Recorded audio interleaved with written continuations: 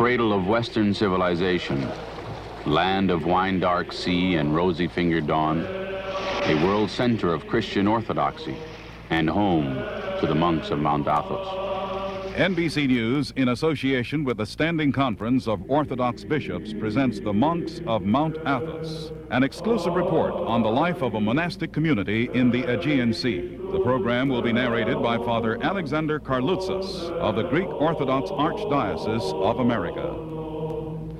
For more than 10 centuries, the monastic community of Mount Athos has ruled a rocky peninsula jutting into the seas of northern Greece.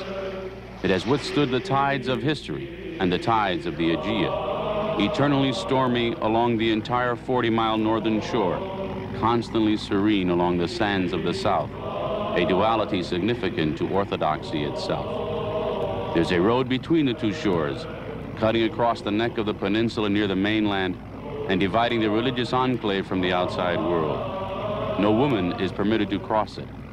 Since Mount Athos is dedicated to Mother Mary, all other women are barred. These are traditions guarded for 1,000 years. But one tradition, more secular, has now been broken. A team of Greek and American journalists has been permitted, for the first time, to visit Mount Athos. The small fishing village of Erissos is the gateway to the northern shoreline of Mount Athos. Vacationers crowd the beaches of this fishing community. During the summer, they watch as each day a boat leaves the tiny dock at Erissos, bound for the tip of the peninsula, with visitors and supplies for the monastic community. The trip takes 7 hours. There is only one approach to the monastery of Espigmenou, one of the 20 monasteries which make up the community of Mount Athos. It is from the ocean, and since the water is often rough, boats are not able to dock in the open harbor every day. A gem-encrusted jewel box containing the holy girdle of Mother Mary, a Byzantine treasure which is among the most precious possessions of the Vatopedi Monastery, the second largest on Mount Athos. Vatopedi contrasts with the rugged simplicity of the other monasteries of Athos. It is comparatively wealthy. The income from sales of lumber and icons enables it to boast its own electric generator. The generator provides electricity for 3 hours every night. Stavronikita is among the smallest and poorest of the monasteries. It is also the youngest, a mere 4 1/2 centuries old. It houses only 12 monks. The oldest monastery on Athos is Lavra, founded by Byzantine Emperor Phocas in 963 AD. This is his crown, and with it a gospel in his handwriting. A copy of St. Paul's epistle to the Galatians dates back to the 6th century. It is the oldest document on Mount Athos. Lavra means a place of multitudes, and at one time the Lavra monastery housed 1,000 monks. Now there are 47.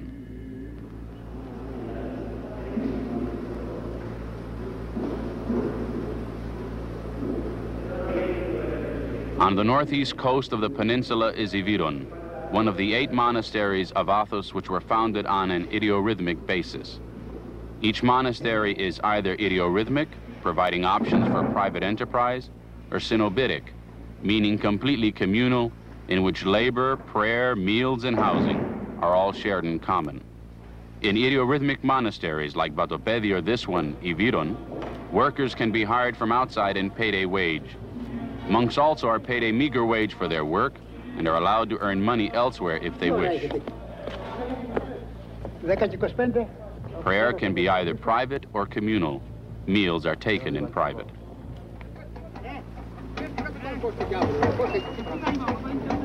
A shipment of seafood arrives for a 3-day festival at Iviron. Fish, octopus, squid, and watermelon in the hundreds of kilos. Fathers Kalinikos and Damianos supervise.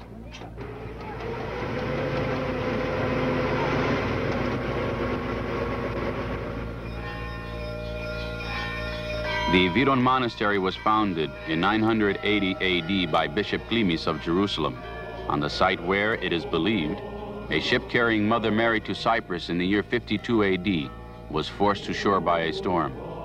Athos was then inhabited by pagan tribes, but was so beautiful that she asked her son to give it to her as a heavenly gift. He did so, and in that moment the ground shook and the pagan statues were destroyed. Ever since, the monks consider Athos to be the garden of the Virgin Mary and honor Yvidon as the place where she first landed. The preparation of a memorial cake for the festival. The cake, called coliba, is made from whole wheat, nuts, and raisins. After the wheat is sifted, it will be washed, then boiled until it is soft and fluffy.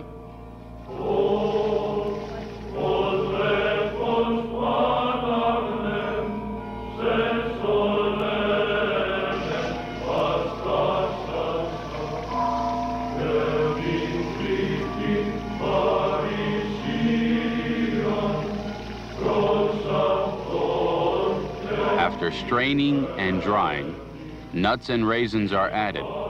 The mixture is placed on a shallow tray and covered with a thin layer of baked flour and topped with a layer of fine sugar. Father Nifon is a skilled coliva decorator. He uses colored sugar to literally paint the image of the Blessed Virgin.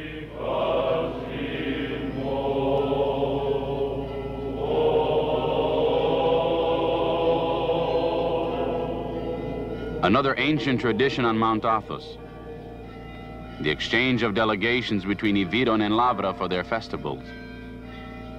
It dates back to the Byzantine emperors who founded these two monasteries. They were related and wished to establish and maintain an especially close bond between the two communities.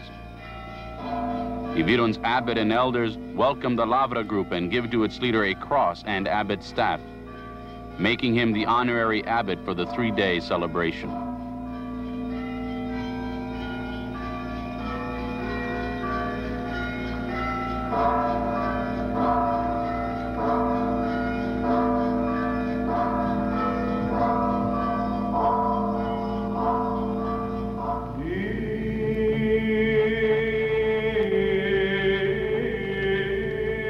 Among Yvidon's art treasures, 4 16th century icons of apostles Peter and Paul, and archangels Gabriel and Michael. They were painted by Dominikos Theotokopoulos, better known as El Greco.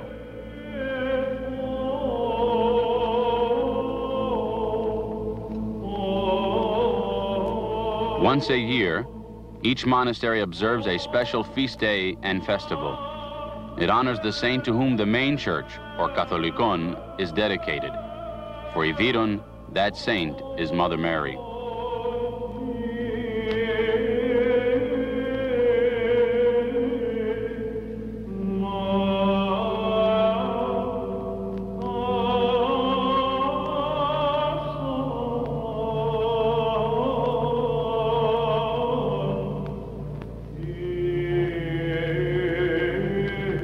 The robing ceremony precedes the liturgy. Each item of the vestments duplicates to the most minute detail the garb worn by bishops of Byzantium, and the crown is the final adornment.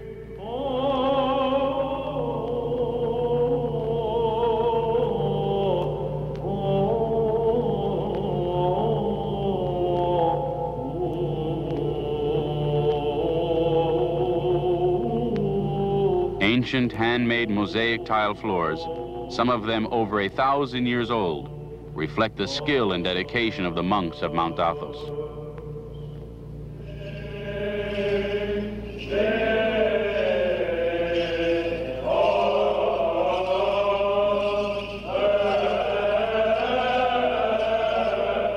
One of the major events of the three-day religious festival is the transfer of the miraculous icon of Virgin Mary, the gatekeeper, from her small chapel near Yvidon's gate to the main church, where the Agrippnia, a 12-hour all-night vigil service, will be held.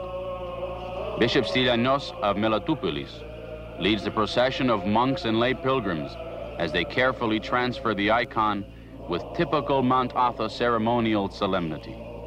The miraculous icon of Virgin Mary, the gatekeeper, is one of the most revered icons among the monasteries of Mount Athos. According to legend, this icon of Mary and child was thrown into the sea somewhere in Turkey to prevent it from being destroyed. Several years later, ocean currents brought it off the coast of Athos Peninsula near Viron. The icon was taken from the sea by a monk and placed in the main church. One night, the same monk dreamed that the Mother of God ordered him to place her icon near the monastery gate. Accordingly, the monks built a chapel near the gate to house the icon. Another legend holds that a barbarian pirate raiding the monastery struck the icon where the face of Mary was depicted. When the icon bled, the pirate repented and converted to Christianity.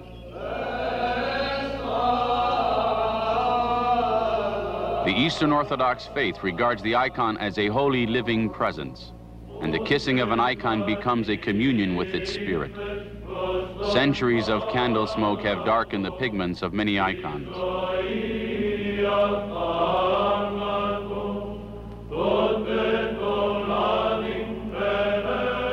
Gold and silver inlays cover the most holy and venerated icons.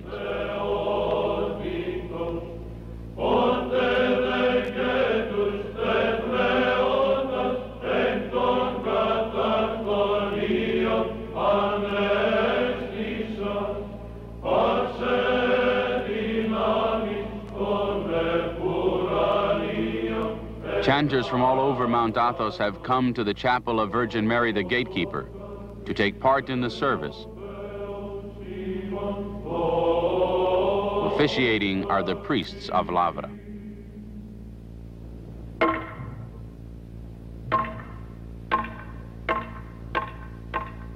A simandron, from the Greek word simeno, to call, is used to assemble the monks and their guests in the monastery's dining hall for another of the festival's major events, the reception and banquet.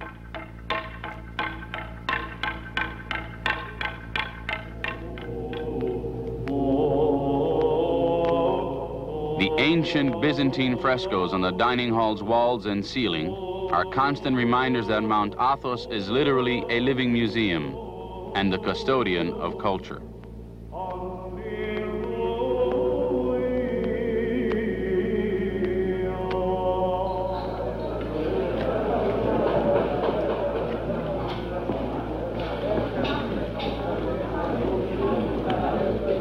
On this gala evening, the monks of Iviron Monastery play host to two bishops, one of whom traveled from Canada for the festival.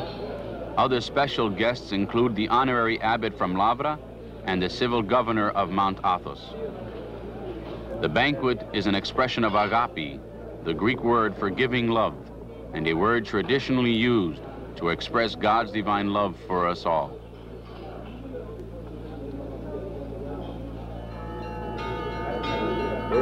At the conclusion of the festival, the time for farewells, the monks of Iviron and their guests from neighboring monasteries prepare now to return to their daily monastic life of work and prayer, interrupted only by meals and a few hours of sleep.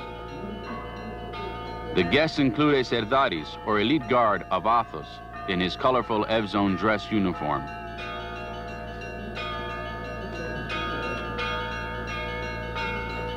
Before departure, the honorary abbot from Lavra returns the crown, cross, and staff of his temporary office, restoring authority to Iviron's permanent leaders.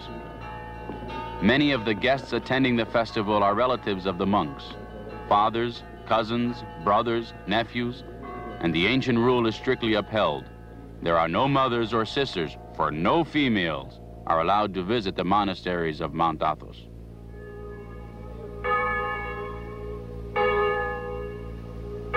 The capital of Athos is the small town of Caries, the seat of the governing body, an elected council of 20 representatives of each monastery. Its main cathedral, the 9th century church of Prodaton, houses the oldest frescoes on Athos. Caries also has the only hotel on Mount Athos, 4 rooms. It is the peninsula's most populated area and yet resembles a silent medieval town. The Russian skete or cloister of St. Andrew houses the Athonian Theological School.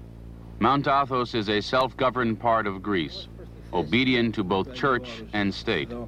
Civil Governor Dimitrios Krekoukias explains why it is unique. We have 3 foreign monasteries which are inhabited by Serbian, Bulgarian, and Russian monks who, upon arriving on Athos, acquire the Greek citizenship according to the rules of the Constitution. The civil governor's part is dictated by the Constitution. He is here to represent the Greek government, and he is a high-ranking officer of the Ministry of Foreign Affairs. He makes sure that the articles of the Constitution are enforced, and he supervises the security forces which safeguard Athos.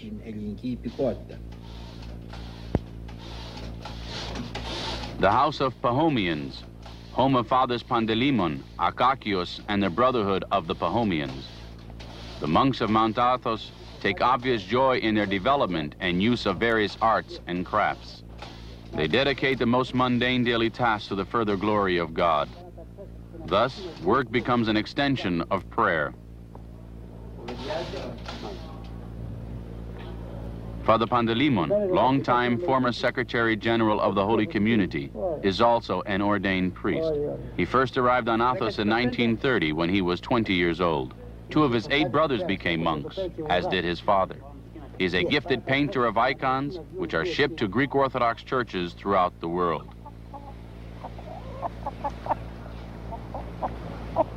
Father Akakios is also an ordained priest. He came to Mount Athos in 1936. The tending of his own vegetable garden is a labor of love, for the rocky soil of northern Greece is a stubborn element from which to coax vegetation. But the faith which can move mountains, when mixed with hard labor, brings forth the fruits of the earth in abundance. The life of a monk is simple, and yet in many ways noble. He displays an innate respect for the God-given elements of nature. Although orthodoxy insists that faith must be rooted in dogma, natural beauty is an avenue for worship. Father Pandelimon hopes and prays for the preservation of monasticism. He says, "I hope more young men will join our ranks, for I sense a revival among youth of the monastic ideal." A half-century before Christ, a Persian fleet was sunk by a storm off Mount Athos. The disaster prompted King Xerxes to carve a canal here, through the neck of the peninsula. This allowed his armada to travel easily from one shore of Athos to the other, thus avoiding the danger of the angry ocean surrounding the peninsula's tip. A small road now marks the canal site, a few miles from the main road between the 2 coasts.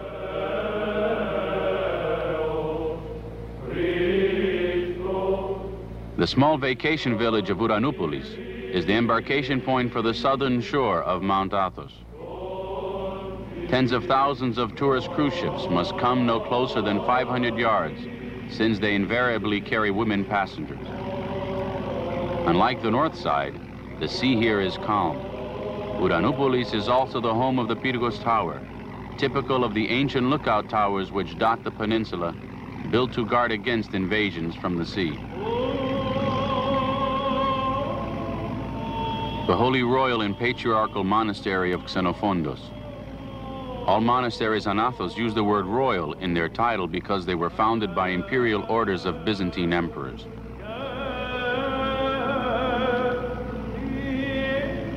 Dochiariou Monastery, established in the 10th century by the monk Efthymios, who earlier served as Dochiaris, keeper of the stores in the monastery at Lavra.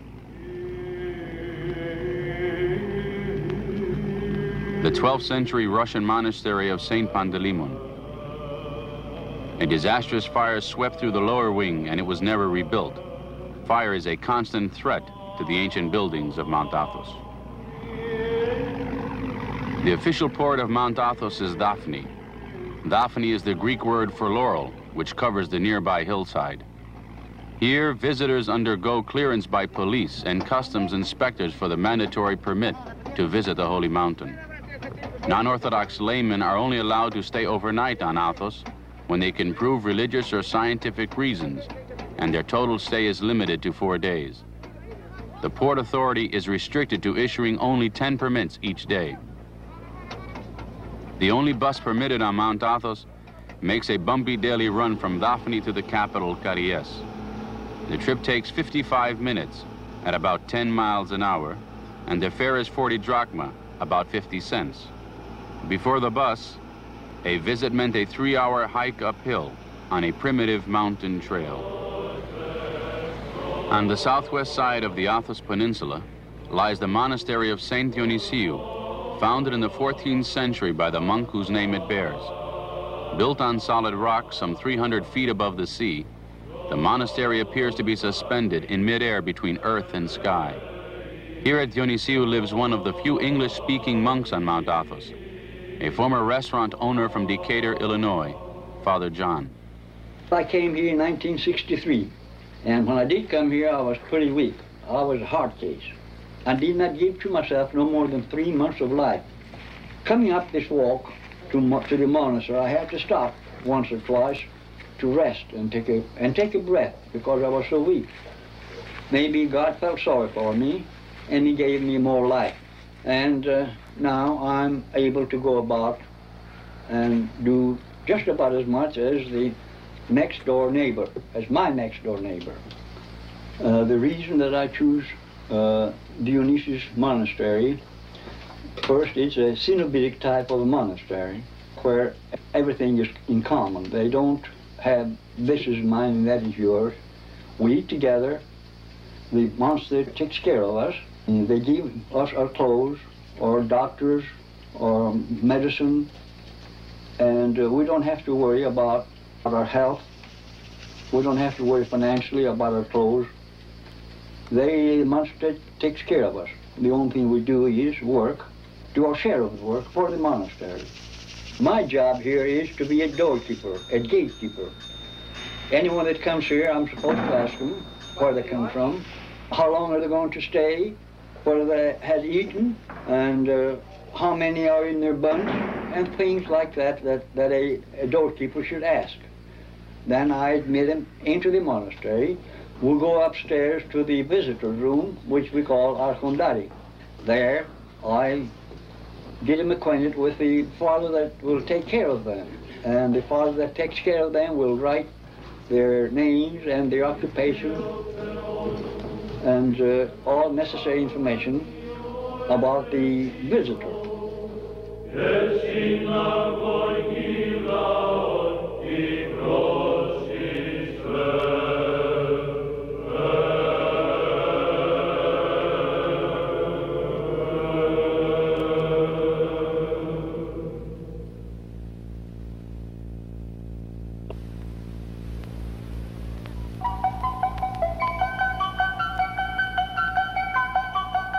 We're that neighbor who's always ready to lend a helping hand. We help when disaster strikes, during fires, floods, hurricanes, and tornadoes. We help with food, clothing, health care, and a place to stay. We help when folks need blood. We help the elderly. We help expectant parents prepare for their baby. We help veterans get their benefits. We'll teach you how to check blood pressure. We'll teach you CPR, swimming, and first aid.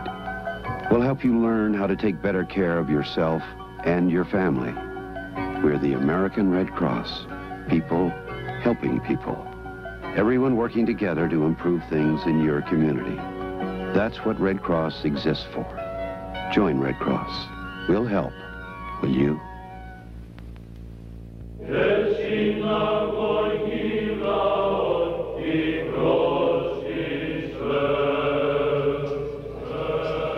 Hospitality, a Greek tradition, is swift and generous on Mount Athos. However, the monks have become extremely cautious in recent years, and a thorough inspection of every visitor's permit or the ammonitiria is routine. Increasing theft of Byzantine treasures is an unfortunate fact. Before a visitor is allowed here, he must be screened through the Ministry of Foreign Affairs in Athens and at the ports of entry, Ierissos and Uranoupolis. At the infirmary, Father Iakovos is justifiably proud of the empty beds, testimony both to the excellent care given the monks and to the healthfulness of the simple and rugged lives they lead. At Dionysiou Monastery, another of the familiar stone towers which served as lookout posts. Countless generations of monks have used them to scan the horizon for any sign of approaching hostile forces. Largely unused in recent years and badly abused by centuries of wind and weather, many of these deteriorating tower balconies have toppled into the sea.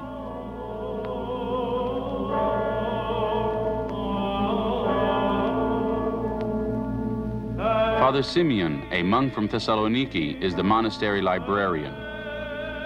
The library holds some 5,000 books and 900 manuscripts, most of them handwritten on parchment, the oldest of which date from the 7th century.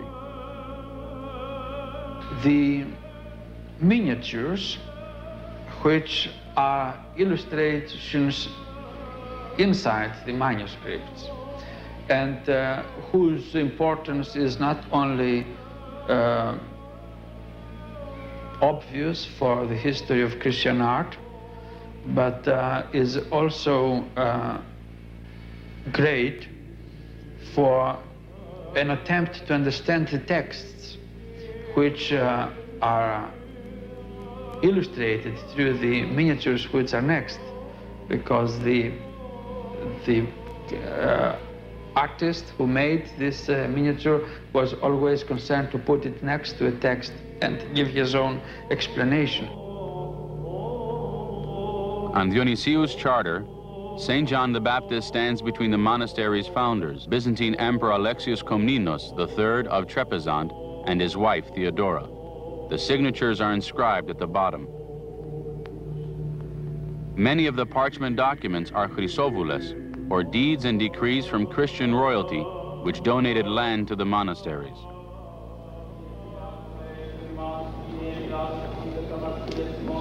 Monks are summoned to church services 3 times daily in a series of 3 signals. First, bells indicate a service will soon begin.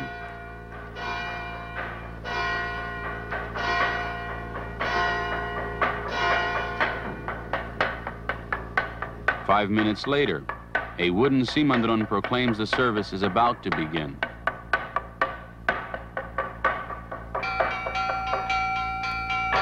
And finally, the beating of an iron simandron and more bells warns that the service is beginning. At Dionysiou Monastery, its main church, or Katholikon, is dedicated to St. John the Baptist. Its architecture is a combination of Byzantine and Gothic.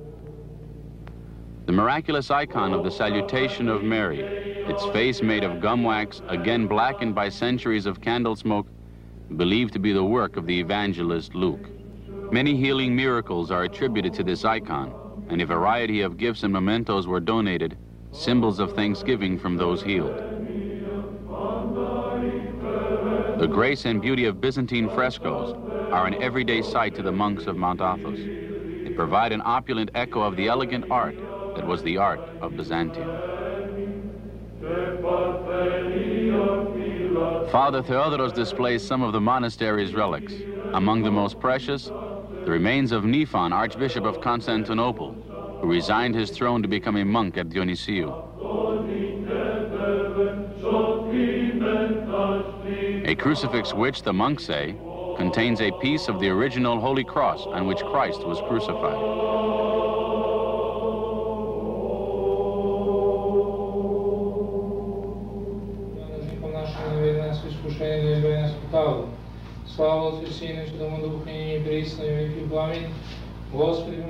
Another important monastery building, the refectory or dining hall. These wall frescoes attributed to the Cretan school date to the 15th century and depict various scenes from the New Testament.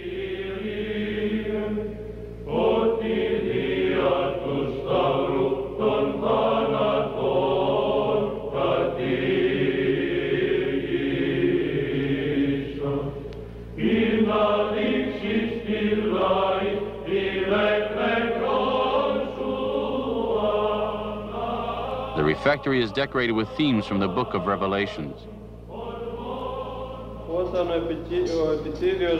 As the monks take their meager meals beneath the ornate frescoes, one of their members perched on a high stool reads portions of the scriptures. κεκτημένου και εφαρμόσει λαμπρά και κατάλληλα χρώματα και κατά μίμηση της φύσεως. This wall mural represents the ladder of perfection of St. John Climacus. It illustrates the heights to which a monk may ascend through virtue and the endless struggle against hardship and temptation during the journey from earth to heaven. It is a symbol of monastic life, which constantly strives to purify passions, energies, and the faculties of human nature, dedicating them to union with God, despite attacks by demons and the devil. A sense of spiritual community is immediately evident among the monks of Mount Athos. While they consistently observe a meticulous respect for each other's privacy, they are swift to give assistance to a brother monk in need, whether the problem is spiritual or physical. At the end of each meal, traditional respect is paid to the monastery abbot by kissing his hand.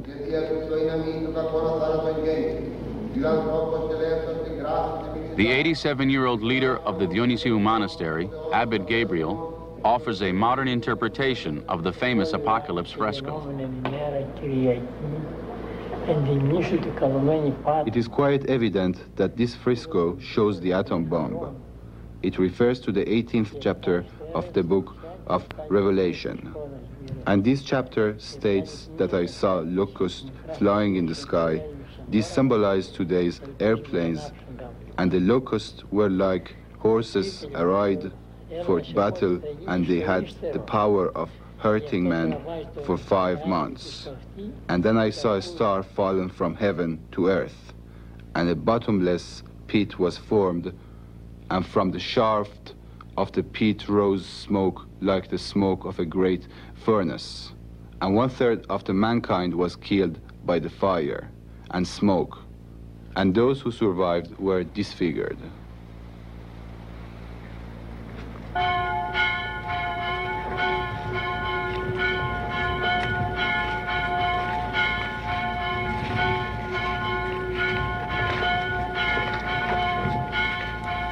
A monk spends his life preparing for death and the uniting of his soul with God.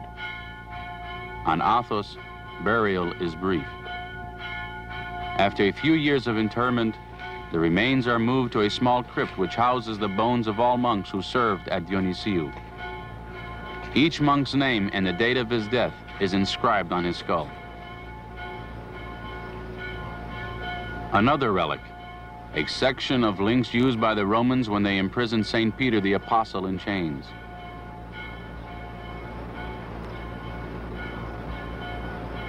Father John the gatekeeper explains to us why he became one of the monks of Mount Athos.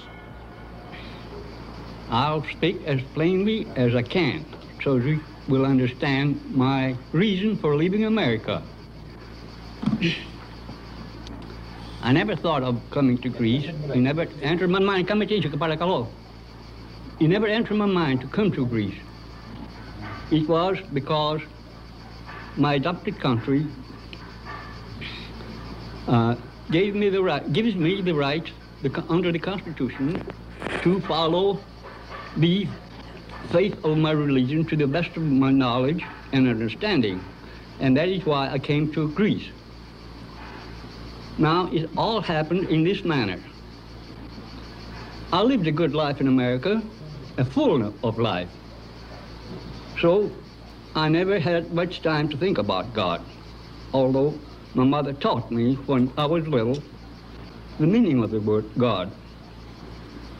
So finally I got sick, and I began to think of what I did if I did anything for my soul, for the benefit of my soul, which I never did anything. Of course, I went to church once in a while, but that was more of a form than of faith. So as I lay sick in my bed, I made up my mind that from here on, I would do as much for my soul as I did to benefit my body as I lived in America. So I made up my mind, and in a week's time, I was ready. I was on the boat and coming to Greece. I intended to go to Jerusalem, but I was so sick I did not stop to find out where they both did go. I know it went to Greece, and that's as far as I was as I wanted to know. It took me 3.5 years to take the vow to become a monk, because I was afraid of the changeover, that I might not be able to live the life as a monk. So I made up my mind.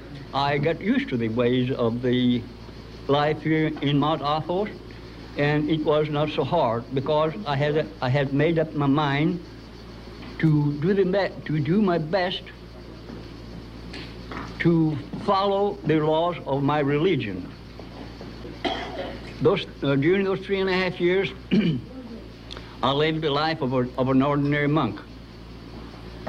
We are awakened at about 1:30 in the morning, and we are given about half to 1 hour of time to read or pray in our cell before we go to church.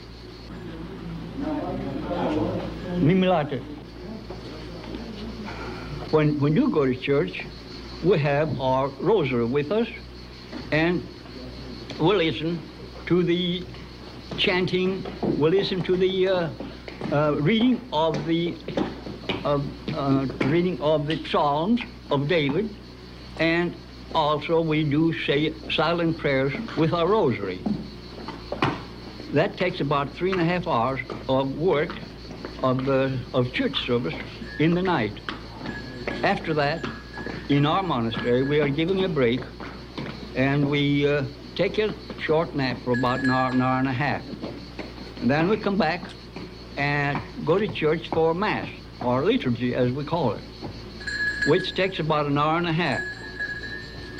After that, if the day is that we should have meal, after the church service, we go to the refectory, and we have our morning meal, which is around 10 o'clock in the morning. After the meal, each one of us goes about his daily work, which is not very hard work, up until the evening, around 4 o'clock, when Vespers when the office of Vespers will take place. Then we go to church for about an hour and a half. After that, we eat again for the evening meal. After the evening meal, we have about an hour and a half to ourselves. We rest and talk if we want to, or take things easy. At sundown, we have the evening prayer, which consists of the salutations of the Holy Mother and a few short prayers. And after that, we ask forgiveness of each other for faults that we did during the day, and we go to our cell. Now, a good monk would read or pray for about an hour and a half after he goes to his cell, and takes a short nap. Again, we have to get up at 1:30 and follow the daily routine. Now, the rosary that we have, each monk has a rosary, and we'll learn the silent prayer, the prayer of Jesus, which is a continuous prayer. A continuous prayer meaning, you don't have to say, Lord Jesus Christ, Son of God, have mercy on me. That is done orally, mentally, with the sight, with the sound. In fact, to look at God's creation is just like saying a prayer to the Lord. You do respect, appreciate, and worship the Almighty by just being on earth. We pray here for the safety of for the safety of all of us, for the peace of the world, for the unity of the churches, for well-being, for everybody in particular. Our daily church life is over 8 to 10 hours a day. we have to fight three evils. The first evil is ourselves. The second evil is the world and all its temptations. And the third and worst evil is the devil. And he is a constant enemy. He is the enemy of the human race. Those that you see are visitors to our monastery. They came here to worship, and now they are leaving. Traditionally, the Byzantine monastic life is austere and simple. Prayer together, prayer alone, work, and in what little time remains, meals and sleep. The basic task of an Orthodox monk is to pray. All other activities are simply an extension of prayer, and this religious lifestyle has changed very little since it was first defined by Basil the Great in the 4th century. The monastery of Simonopetra, Simon's Rock, built by moving stone and mortar from the sea to a perch of mountainside far above it. The feat has been compared to the building of the pyramids. On a slope of hill with the olive trees nearby is the monastery of Grigoriou, or St. Gregory. Some monks choose to live alone as hermits in solitary cliffside cells. They get their food in baskets raised and lowered by pulleys. And the word karoulia, Greek for pulleys, is the name for their community. At the very mountaintop is Katunaikia, home to the monks of the House of Daniels, which houses artists and craftsmen.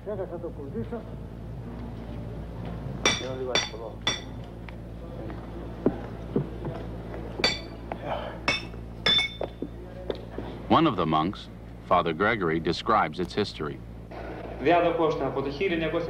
This house was founded sometime in 1880. The monk who founded this house was called Daniel. He used to live in the Russian monastery of St. Panteleimon. However, he decided to become a monk and came here.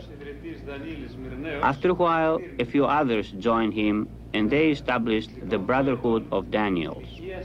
Ήρθε στη λιμονή του Αγίου Παντελεήμονος, σήμερα που λέγεται το Ρωσικού. Αφού έκανε ένα διάστημα εκεί 10 έτη περίπου, ήρθε στα 15 years old when I first came to Athos. That was in 1947. I came here from Kavala. I decided to become a monk. I liked the spiritual atmosphere.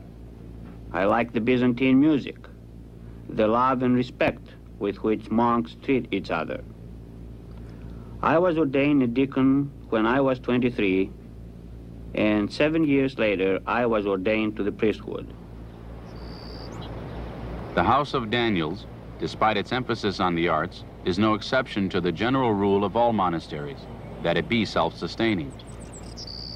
Thus it grows most of its own produce in terrace gardens surrounding the main house, overlooking the sea.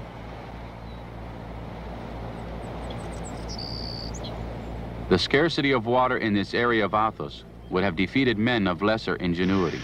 The monks, however, seem to draw on a limitless reserve of optimism in combination with an inexhaustible supply of determination. Many of these mountaintop monastery gardens are irrigated by water from mountain streams, fed through pipes laid for miles by hand.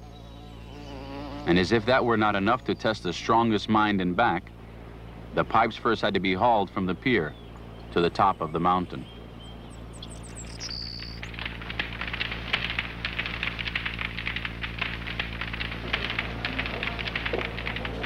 Εσείς θα πάτε εκεί πέρα, στέκονται εδώ πέρα και βογάνε.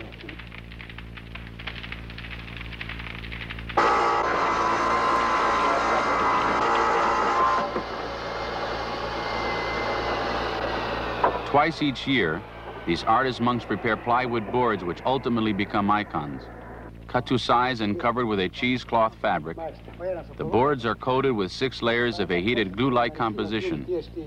Between each coating, the icon board is sanded, cleaned, and dried in the sun. When the boards are thoroughly dry, their surfaces will be carefully buffed and polished in preparation for painting. This precise technique for the manufacture of icon boards has been followed step by step without the slightest deviation for centuries.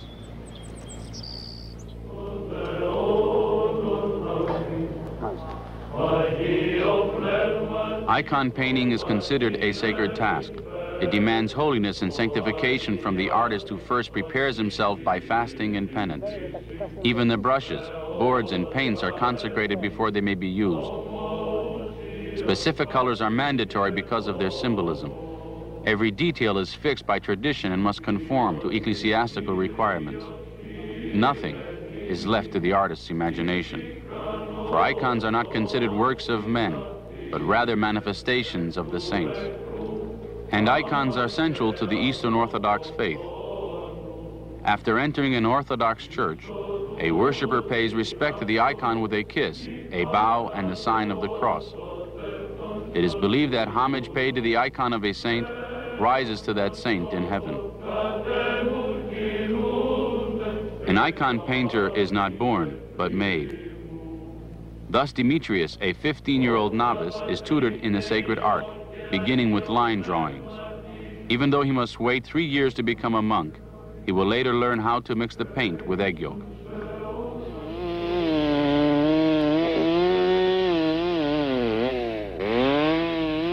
A chainsaw speeds the work of a woodcarver who turns out hundreds of wooden discs.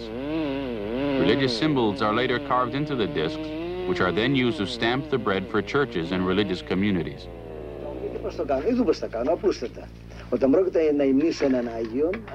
A neighbor, Father Gerasimos, known as a composer of hymns. The way you go about composing a hymn or a service to a saint is first, I try to gather as much information as I can about the life and work of that particular saint.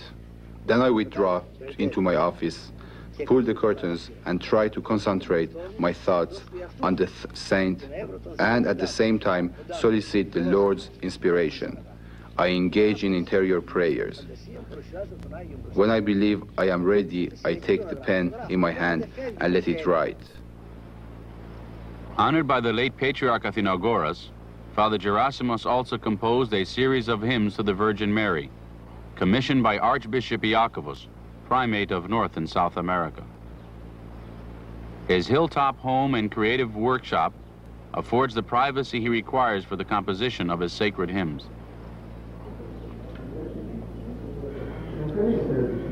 There are only 5 monks in the house of Thomas. They are silversmiths, and their work, booked more than 2 years in advance, is exported all over the world. The small workshop turns out silver gospel covers, candle holders, and chalices. The silver candle holders are hung in front of icons in churches. Decoration is both in silver and gold, and the techniques employed in the use of the precious metals remain unvaried from those used in ancient times.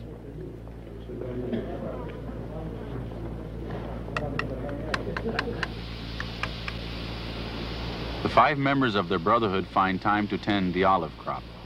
Although most of their income is derived from silverwork, they raise and export green olives, and like the other communities, grow their own produce.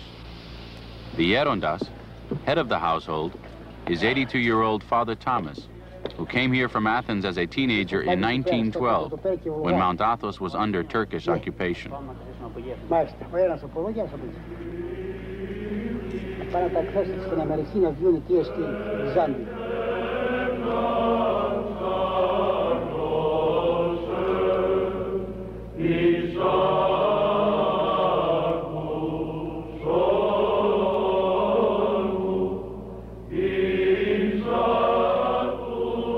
One of the so-called foreign monasteries on Mount Athos is Hilandari, a Serbian monastery inhabited mostly by monks from Yugoslavia. Some say the name Hilandari stems from the phrase Hili Andres, 1,000 men, referring to 1,000 pirates who once attacked the monastery. Only 3 survived, and they, repentant, became monks.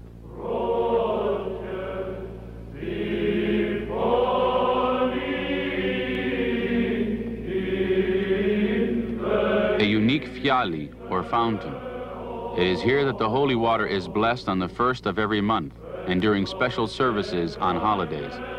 It is made of marble, mined on Athos, and bears a scar, a crack held together by a steel beam.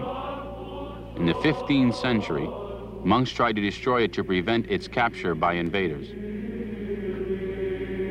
The roof of the chapel is made of lead, poured to replace an older roof destroyed by fire.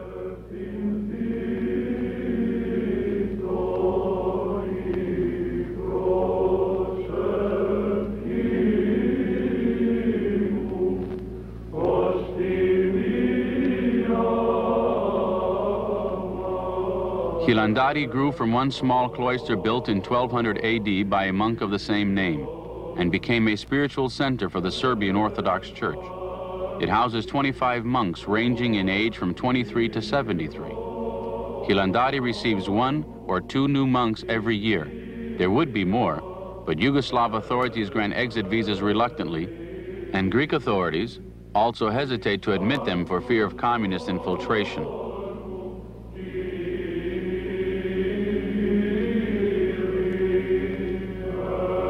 Still in use is an ancient Byzantine Romanian ivory staff with carvings of the burial and resurrection of Christ, topped by twin lion heads.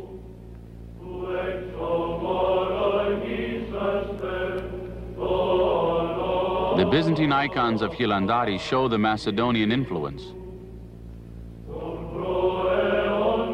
Unfortunately, these frescoes were touched up in 1804 by an unknown painter who attempted to brighten the faded colors. But most of them have been restored by a careful restoration process in which the top layer of pigment was removed to reveal the original 14th century fresco painting.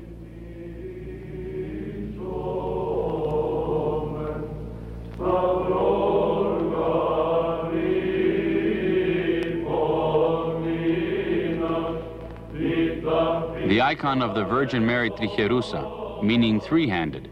The third hand represents the severed hand of a monk, restored to his wrist after he prayed to the Virgin Mary. The monk's hand had been cut off by order of the Sultan because he was writing hymns for the church. In thanks for the miracle, the monk had a replica of his restored hand cast in silver and added to the icon. During the Turkish occupation, the monastery's dining hall was used as a smokehouse for meat. This resulted in major damage to the paintings on the wall. Most have been restored.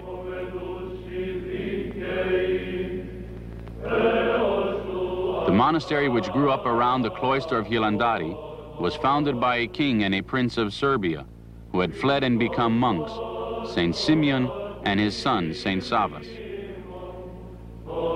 The 17th century frescoes in the dining hall depict scenes in the lives of the two saints.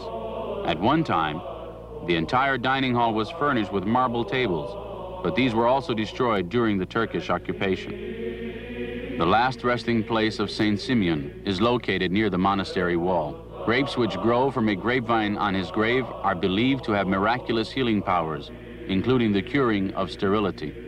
It is said that when it was decided to move Saint Simeon's remains to Serbia, the monks of Hilandari were cast into deep despondency, until one night, Saint Simeon appeared to the abbot in a dream. He told the abbot to let the monks know that a grapevine would grow on the site where his body had lain, and that by this sign, the monks would know their founding saint would still be with them in spirit. The casket of gold which had held the remains of Saint Simeon remained at the monastery. A 12th century mosaic icon was the possession of Saint Simeon and was left to the monks of Hilandari.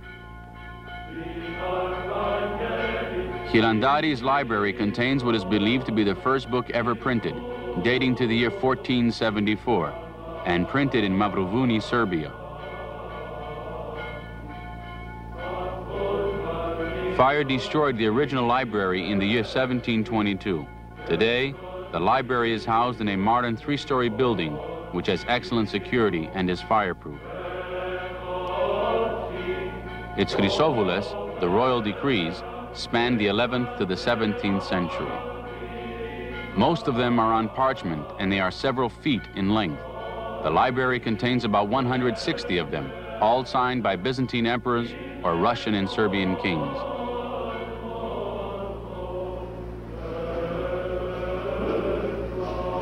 The monks of Mount Athos are also skilled vintners, and they bring to the cultivation of the grape that same energy and devotion they display in all things. Hilandari's wine master is Father Simeon. He is an experienced guardian of the product, drawing samples from the barrels to determine the moment when the wine has aged just enough and has reached its peak.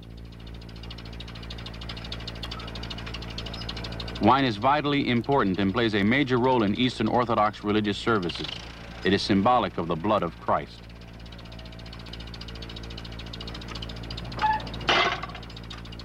The quality of the wine manufactured on Mount Athos is attested to by the fact that it is bottled and exported to many parts of the world.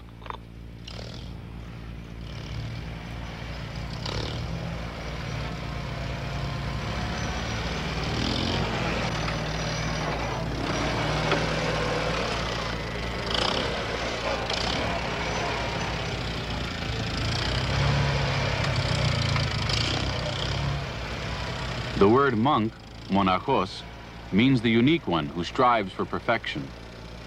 Within the Christian community, the monk was originally the individual who struggled to fulfill the evangelical commandment from St. Matthew, which reminds us, "You therefore must be perfect, as your heavenly Father is perfect."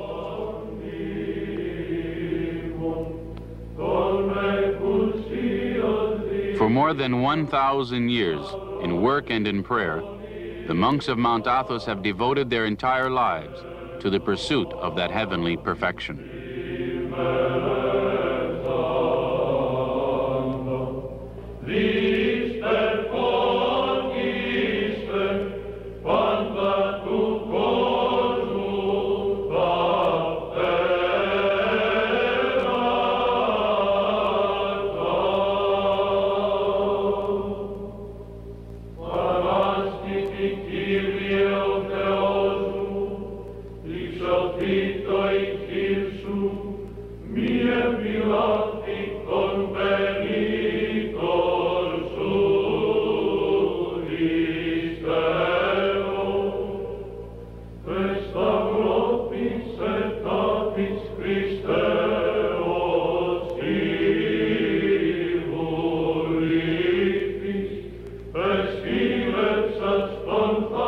This has been a presentation of NBC News in association with the Standing Conference of Orthodox Bishops and the Greek Orthodox Archdiocese of America. If you would like a transcript of today's program, please send $2 to cover the cost of postage and handling to the Orthodox Christian Broadcasting Commission, 575 Scarsdale Road, Crestwood, New York, 10707. That's Orthodox Christian Broadcasting Commission, 575 Scarsdale Road, Crestwood, New York, 10707. Your announcer, Fred Facey.